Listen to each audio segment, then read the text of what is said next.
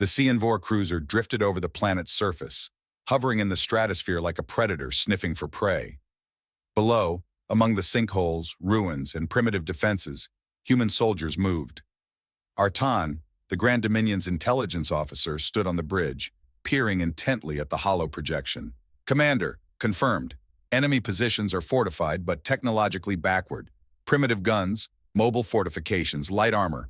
Artan scoffed in disdain. He had expected more. "How many?" "About 4,000. "A minor threat," Artan sighed. He slid his fingers across the command panel, zooming in on the human soldiers. They were moving in groups, moving in concert, hiding behind natural cover, as if they knew they were being watched. "Strange," he muttered. "What is it?" asked his deputy, Tarkhan. "They act as if they already know our weaknesses. These are not the chaotic movements of primitive beings. This is preparation." Tarkhan snorted. "They're just people, Commander. They may be brave, but so what? All they have is a body that can be easily pierced. We have armor, superior technology, and 1,000 times their power." "And yet," Artan said thoughtfully, "they don't look like they think they're doomed." First encounter, enemy contact. For the first time, the communications officer's tone of voice contained something akin to alarm. The main screen showed a broadcast from the advanced drones. Human soldiers were caught in the first artillery salvo. The explosions destroyed everything in their path. The soil was blown up, creating walls of fire and ash. It would seem that people should have scattered, broken down, and given in to panic. But they didn't. On the contrary, they counterattacked. Artan turned around sharply. "What?" On the screen, he saw the unimaginable. Several squads of people were already making their way through the dust clouds, their snipers precisely picking out officers among the ranks of his soldiers. Their calculations were devilishly accurate. They knew who to hit to break the command structure. Two of their soldiers, despite being wounded, moved forward and threw handheld explosive devices into the narrow passages between the rocks where his scouts were hiding. The explosion killed several of his men, but one of them fell dead. The other threw another grenade before collapsing to the ground. Artan felt a chill run through his skin. "Turn up the sound." The voices of the human soldiers broke through the crackle of the comms. "We've lost Jones, but we're taking out their left flank. Shit, sniper, cover me." "We're going back to the second point. While they are thinking, we are already preparing the next ambush. Russ, set the mines." And again, laughter. Again, they were under crushing fire, losing men, knew they were outnumbered, and they were still laughing. Artan didn't understand. Why aren't they running away? Why aren't they afraid? His tactical officer answered uncertainly, "Perhaps they are just stupid." Artan frowned. He doubted that stupidity could explain it. That same day, one of Artan's units captured a human soldier alive. Exhausted, wounded, but still with his shoulders up, he sat in the force field, showing neither fear nor despair. Artan entered the interrogation room. "You lost. Do you realize that?" The man looked up at him with a tired but firm gaze. "And what of it?" Artan blinked. "You are doomed. Your resistance is futile. You know we will destroy you." "I know." "Then why aren't you afraid?" The man sighed, leaned forward, and said only one thing. "We are afraid. We just don't let fear control us." Artan felt his heart skip a beat. He walked out of the room, leaving silence behind him. It went against everything he knew about war. "Every creature has fear," the generals had said. What if they were wrong? What if fear for these creatures is just another element in the equation that they know how to ignore? What if they, no matter how ridiculous it may seem, simply do not see the point of fear? The game has changed. Artan could feel it, and if the Dominion Command didn't realize it in time, they would all pay for their own blindness. Artan could not sleep. He sat in his dark office aboard the CI-FI cruiser, staring at the tactical analysis of the last battle. His command was waiting for the report. The generals wanted to hear about a quick victory, about weak-minded people who would run away at the first threat. But the truth was different. He flipped through the footage from the drone's camera, again and again. "Look at this, Tarkhan," Artan called his deputy to the bridge. "This is the third attack in 24 hours where they've changed tactics in real time." "Are they mind readers?" Tarkhan asked skeptically. Artan glanced at him and then replied irritably, "It would be easier if they were just mind readers. But no, they just analyze everything faster than we do." The screen showed a battle scene that became a real nightmare for him. Human troops had to hold the line in the abandoned buildings of the outpost Delta colony. Artan used classic tactics: attack from the flanks, a powerful artillery salvo, chaos, and then a quick end to the operation. It was supposed to be simple, but instead of chaos, they got a trap. People were not just defending their positions. They were luring the enemy into corridors where their laser guns were of minimal effectiveness. And then, fast forward to 7:32. Tarkhan pressed a button. The footage shows Artan's squad making their way through a narrow tunnel between the ruins. Then suddenly something small, mechanized, appears. What is it? Artan's jaw clenches. A robotic ear from their training apparatus. The Boston Dynamics. They use training robots in combat? They do. A robot that looked like a small mechanical dog ran up to the squad, and the next second they heard, "Wub, wub, wub." "What the?" Tarkhan began, but he didn't have time to finish. An explosion. The mechanical dog simply exploded into pieces, releasing a cloud of plasma. Its sensors had previously scanned all the weaknesses of the enemy armor. "They're using suicidal robots that play music before they attack?" Artan rubbed his temples. "Yes, and the worst part is, they laugh." The audio shows the human soldiers commenting, "Damn, we should put Darude, Sandstorm on the next one. No, we'd rather have something from Doom Eternal." Music before death is a powerful sign to the enemy. Silence. "They're crazy, Commander," Tarkhan whispered. "No. They just see war differently than we do." For the next few days, Artan immersed himself in the study of human history.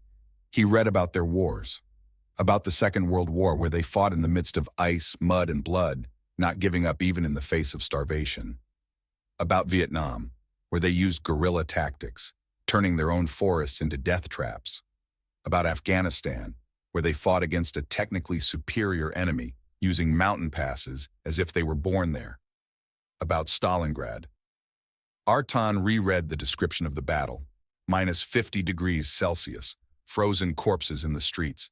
The enemy outnumbered 10-1, and yet, they won. He rushed to the communicator, opening a channel with the command. "Generals, we need a new approach." Supreme Commander Sarkalos sounded irritated. "Artan, you're being silly. Humans are just apes who have evolved a little faster. They can't defeat us." "But we used the same tactics against 13 other races and they all broke. Because they thought war was a numbers game." Artan felt himself grow angry. They do not give up even when the odds are against them. They survive where anyone else would have died. The answer was cold. "Then find what breaks them." Artan gritted his teeth. "The only thing that breaks them is the death of all their people, and they have learned to live with it." The High Commander laughed. "You're just afraid, Artan. Get some rest. We will launch a major attack in a week's time. They will fall." The connection was cut off. Artan looked at the screen where people were building fortifications. He realized that his command was making a huge mistake. Because when you hone your tactics against dozens of races that obey fear, you overlook one problem. What do you do if your enemy simply won't obey? And he didn't know the answer yet, but he would soon find out. Artan stood at the tactical projector on the bridge of the cruiser, looking at the plan for the upcoming attack. He was required to give a simple report. The humans are weak, our troops are stronger, victory is obvious. But he knew the truth. Humanity was a different threat. They did not fight like the other races the Dominion had conquered before. They didn't retreat at the first salvo, didn't fall to the power of numbers. They adapted. His own analyst waved a dismissive hand as he looked over the data. "They have no shields. Their armor is just metal plates. Their defense tactics are the remnants of some archaic fortification. They're just apes, Commander." Artan did not answer immediately. He carefully watched the tactical videos of the recent clashes. The humans weren't just defending themselves. They were fighting with cold calculation. One video in particular stuck out to him: a battle in a ruined city. A detachment of Dominion soldiers was advancing through the narrow streets when suddenly one of the men ran straight towards them, waving his arms and shouting, "You will never know what Italian army means." He threw a box and jumped back into the alley. The box opened and a voice recording began. "Hello, Caesar. General, where are our tanks?" And at that moment, artillery struck from all directions. Artan pressed pause. His officers looked confused. "What in the name of the Supreme Commander was that?" "Disinformation," Artan said quietly. "They used their own story as a trap. We thought it was some kind of signal for reinforcements. But it was just a joke." The analyst looked at him in confusion. "A joke? Yes, but it was the reason we lost an entire battalion. Tarkhan sighed. Okay, Commander, that's all very interesting, but we know what we have to do. Just destroy them. No enemy, no problem. Artan knew it wasn't that simple. He looked at the holographic map. The people knew the invasion was imminent. They were not just waiting. They were preparing something. They're using a ruse, he said, and we continue to act as if they are just another submissive creature that will fall before our onslaught. The High Commander had sent him a simple order. A large-scale attack, no compromises. Artan felt that this was a mistake, but who was he to argue with the Dominion's generals? He gave the order to prepare the troops. Do you think they'll fall for this thing? Asked Sergeant Cole, pressing himself against the fortification. They always do, replied Captain Reynolds, dusting off his armor. They think we're just going to sit in the trenches and take the hits. But we're not, Reynolds smiled. No, Cole, we're going to meet them halfway. The first Dominion ships appeared on the horizon. The Dominion Attack Force Commander, Vectal, surveyed the front through the tactical display. Laser artillery in position? Ready. Have you assessed the enemy's defenses? They're hunkered down in cover, preparing to take the hit. Then let them know what real power is. At his sign, thousands of plasma shells rained down on the human fortifications, destroying everything in sight. But something was wrong. Tarkhan leaned forward in surprise. There's no attempt to retreat. Because it's not them, Artan said coldly. The laser sighting detected movement. The soldiers in the trenches began to fall one by one, crumbling to dust. Holograms.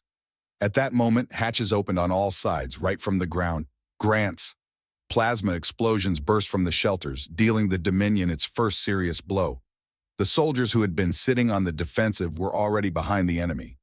They're in the rear, one of the Dominion officers shouted in panic. The answer came in the form of armored vehicles flying straight out of the underground bunkers. The humans used the enemy's own attacks to cover their maneuver. Vectal tried to regroup his troops, but suddenly all communication channels were filled with a strange sound. What is that? They're playing music? A sound familiar to human soldiers came through the loudspeakers.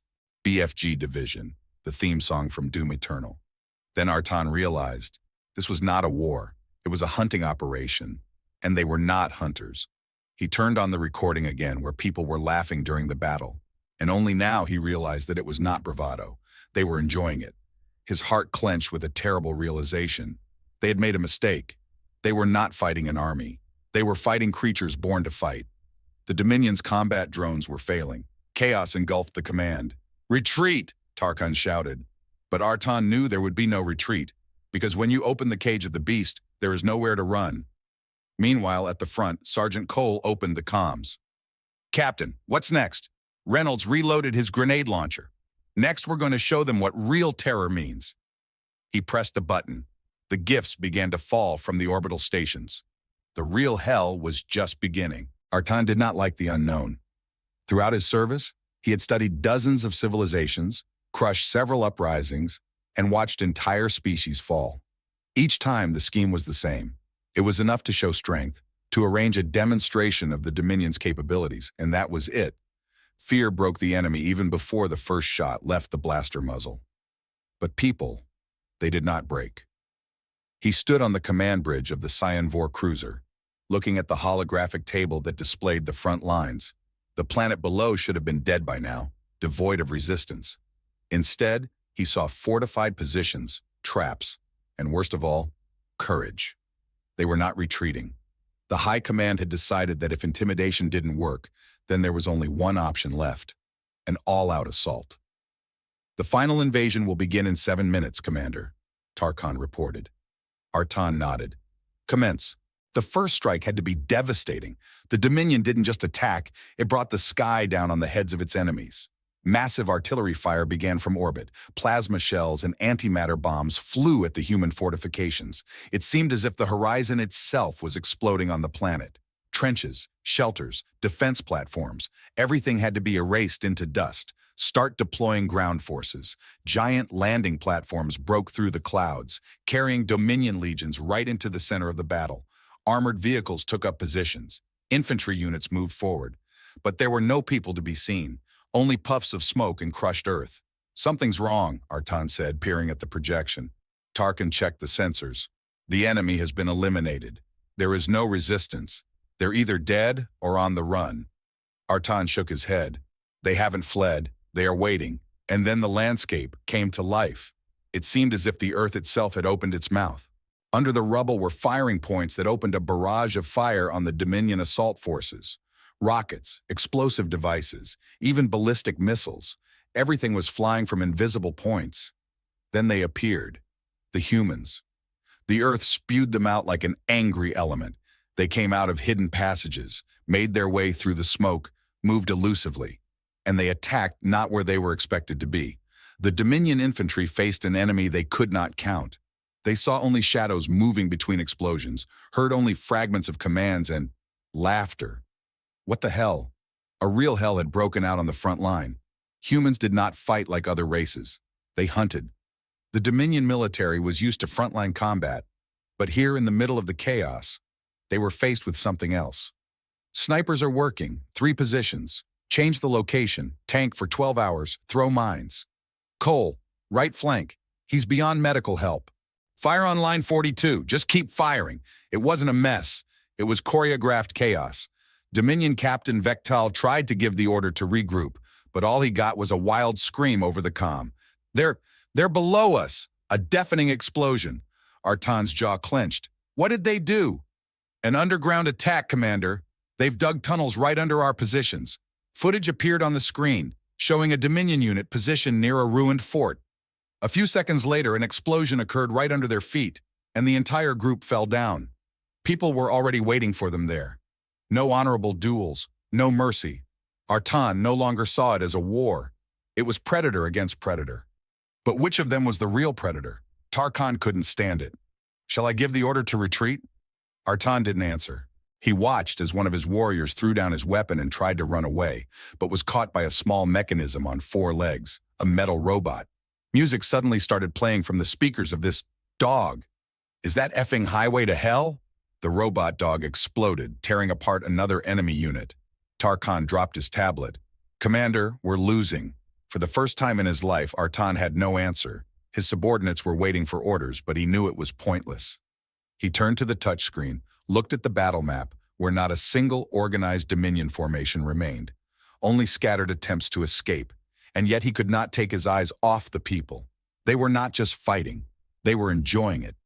The realization came gradually, like poison spreading through his veins. Artan stepped away from the table, and for the first time in his life, realized that he was afraid. He dialed the High Commander's code. They are not what we thought, Sarkalos. We need to retreat. Someone on the other end laughed. Retreat? From the apes? That's your decision? Artan did not answer immediately. He watched the video where 2 people were helping a 3rd wounded man, carrying him off the battlefield, even as everything was exploding around him. He saw something new. Not fear, not despair, but cold, unshakable determination.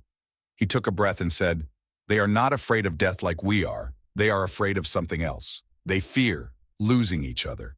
There was silence on the other end. For the first time, Artan realized the truth. Men did not fight for glory. They fought for each other. And that was what made them the most dangerous creatures in the universe. Artan stood on the command bridge, staring at the tactical projector. Every cell in his body screamed that something was wrong. The Dominion infantry, once unwavering, was now acting incoherently. They began to hesitate before attacking, looking around as if they expected death to come from everywhere. It was fear. But how? People did not have a technological advantage. They did not have a numerical advantage. They didn't even have a serious navy. And yet, the Dominion was retreating. He turned to Tarkhan, who was nervously fingering the comm panel. He looked at him with trembling eyes. The soldiers are afraid, Commander. They say that that they are inhuman. Artan opened one of the communication channels. The choked whisper of an infantry squad leader came through. They don't die like the others. We hit them, but they get up. We kill them, but they don't give up. They laugh. They send us messages. What messages? The officer's voice trembled. They send us our own combat reports, with corrections. Corrections, Commander. They are analyzing our actions in real time. Artan instantly opened security channels. A message appeared on the screen that sent a chill down his spine. They tried to surround us in Sector 17B. Error. Left flanks open. Please try again. We are ready. He felt his hands begin to tremble. It was impossible. People weren't just fighting, they were playing. He abruptly returned to the tactical projection. The Dominion's last attack was a classic one. Two strike teams focused fire on a key defensive position. The plan assumed that people would retreat. They did not retreat. They went forward. On the video, he saw human soldiers pushing deep into their lines, regardless of the losses. Their faces were covered in sweat and blood, but their eyes were burning with fire. They know they are losing and they attack anyway? Tarkhan, who had always been cynical and indifferent, now looked as if he had seen a ghost. "Commander, we have a problem." "What else?" They started transmitting music on open frequencies. "Music?" "Yes." He turned on the audio. "Don't Stop Me Now" by Queen. Artan's mouth dropped open. His troops were listening to a song that sang about being unstoppable. He turned sharply to his officers. "What's the morale of the troops?" One of the analysts swallowed his saliva. "It's going down, Commander. More and more soldiers are afraid to fight. They say that people are crazy, that they don't fight like everyone else, that they enjoy it. Enjoy it. You heard the music yourself, Commander. It's not just war for them. It's entertainment." Silence fell over the bridge. Artan ran his hands over his face. He realized what had happened. His army no longer believed in victory. And that meant only one thing. They had already lost. Artan sat in his command chair, his hands gripping the armrest so tightly that his claws left dents in the metal. Around him, chaos reigned. "The center flank is broken," one of the officers shouted. What to do? Such a question should never have been asked aboard a Dominion ship. They were the descendants of a great empire that had conquered dozens of races. Their discipline was unshakable, their morale indomitable. But now, they're everywhere, Commander. Artan knew it. The humans were not just fighting. They were playing with them like a cat and a mouse. The Dominion's advanced infantry units, broken and demoralized, were dropping their weapons and trying to retreat. "Block communications from the lower ranks until we stabilize the situation," he wheezed, though he didn't believe it. He turned his gaze to the battle map. A few hours ago, they had been in absolute command. Now they were backed into a corner. People weren't just using their tactics against them. They were making them afraid. Fragments of panicked messages were coming from all communication channels. "They know our routes. They're waiting for us. We brought up drones for reconnaissance, and they just laughed and shot them down with regular rifles. Oh my God, they're here!" Artan gritted his teeth. Something had to be done. "We can still turn the tide of the battle," he said, trying to sound confident. Tarkhan, his closest officer, looked exhausted and broken. "How?" "A full-scale offensive. A last-ditch effort. We'll send in all the reserves and crush them in numbers." "Commander, give the order." He knew it was a desperate move, but it was the only chance. If they could flood the people with waves of troops, they might break them. But deep down, he already knew the answer. "We have the enemy right in front of us, Captain." Captain Reynolds sat down on a piece of the wall, wiping the dirt from his face. "How many are there?" "Many." Reynolds smiled. "Good. Guys, it's about time we showed these bastards that we're not afraid of dirty work." New music suddenly blared from the loudspeakers at their positions. "Fortunate Son" by Creedence Clearwater Revival. It was almost mocking irony. The enemy was on the offensive, the last desperate wave of attack, and people were listening to old classic rock. On the command bridge, Artan heard the music and for the first time felt real fear. "What is it?" "They've turned on the music again, Commander." Artan could not believe his ears. They were in the middle of a decisive battle, and people were laughing in their faces. Tarkhan, pale as a sheet, whispered, "They're not afraid." "What?" "Our soldiers. They are. But the people are not." Artan realized the battle had been lost before the final blow had even begun. Not because they were weaker, but because their soldiers no longer believed in their victory.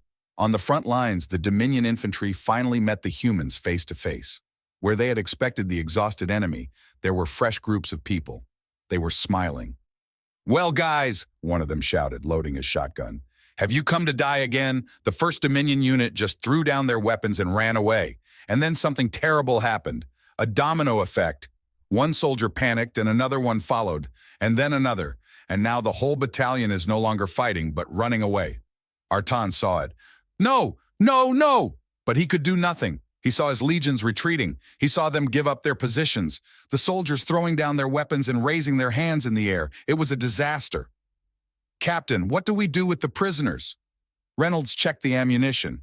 "They surrendered?" "Yes, hundreds of them." The captain wiped the dirt from his face. "Get them some lunch.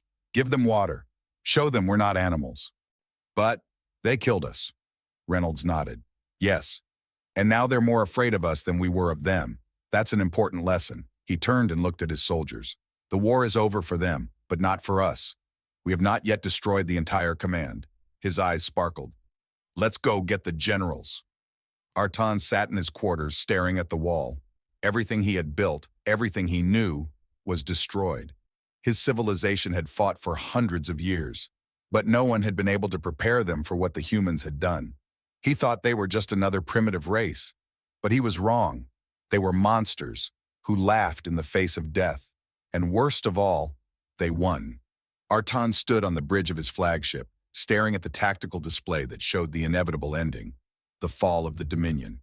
The granite, once unbreakable battle line of their army crumbled. The infantry was retreating. The tank columns that had been pushing forward a few hours ago now lay in scorched heaps of metal. The last fortifications fell one by one. When the war started, the high command was sure that one strike would be enough to force people to surrender. They had neither our numerical superiority, nor technology, nor experience in interstellar warfare. But they had something else. Artan could not say what it was. But now, as their last forces were panicking, he realized that humans never had a chance to win this war, and they won it anyway. The chief communications officer turned to him. "Commander, our generals are ordering the surrender. What do we do?" Artan was silent. In his lifetime, he had seen dozens of worlds fall, conquered planets that had not even had time to organize a defense, but he had never seen his own troops begging for mercy. Tarkhan stepped closer, swallowing nervously. "What shall I order, Commander?" "The troops are waiting for your orders." Artan looked at the screen again. All was lost. He took a deep breath and finally said, "Send the recording to all channels. Let the galaxy know what happened here." Tarkhan shuddered. "Commander, does that mean you—" Artan nodded. "I will tell the truth." Situation in Sector 5? Captain Reynolds stood among his men, wiping blood and dirt from his face. Around him were the charred wreckage of Dominion vehicles, their tanks with melted guns, smoke still rising from the burning. His comms officer replied, "The last of the enemy surrendered 10 minutes ago." Reynolds clenched his jaw. "No traps? They're really surrendering?" "Yes, sir. We have thousands of prisoners. They don't want to fight anymore." Reynolds sighed and looked back at his men. "We've won." People started hugging each other. Someone smoked a cigarette. Someone just sat down on the rubble of the wall and wiped the sweat from his forehead. And at that moment, all the open channels started broadcasting. Artan stood in front of the recording device. He cleared his throat, trying to collect his thoughts. "If you are hearing this, then the war is over." His voice was calm. "My name is Artan. I am an intelligence officer for the Dominion. I was sent to study this war. And now I leave this record for all civilizations that do not yet know what happened." He paused, took a breath, and continued. "We believed that fear was the most powerful weapon. We conquered worlds by showing our strength, and our enemies surrendered before the battle even began. But this race, the humans, they don't fear as we thought they did." His fingers tightened into a fist. "We have seen them stand to the death for their friends. We have seen them attack even when they have no chance. We have seen them laugh in the face of death." He looked into the camera. "We thought they just didn't know what fear was, but now we know the truth." His voice trembled. "They just don't see the point of it." He pressed a button and turned off the recording. Admiral Daniel Carter sat in his chair aboard the TNS Vengeance, listening intently to the broadcast. Artan's last words hung in the air. "People see no point in fear." He smiled. "You're onto something, my friend, but it's too late." The screen in front of him showed the final completion of the operation. The Dominion had fallen. Captain Reynolds entered the command center. "Well, sir, what's next?" Carter stood up and walked over to the panoramic window. It overlooked the ruins of a once indomitable empire. "Next," he smiled. "Then they learn to live in a world where they are no longer the strongest." Artan looked at the last few lines of messages from his generals. Most of them had surrendered. Some had fled, and he was the only one left here, in his own flagship, knowing it was over. He closed his eyes, crossed his arms over his chest, and whispered, "Will they forgive us?" There was no answer, only silence. And then the signal of the TNC vengeance, inviting him to negotiate. He opened his eyes. Maybe they will at least answer. And taking a breath, he went to meet his new masters.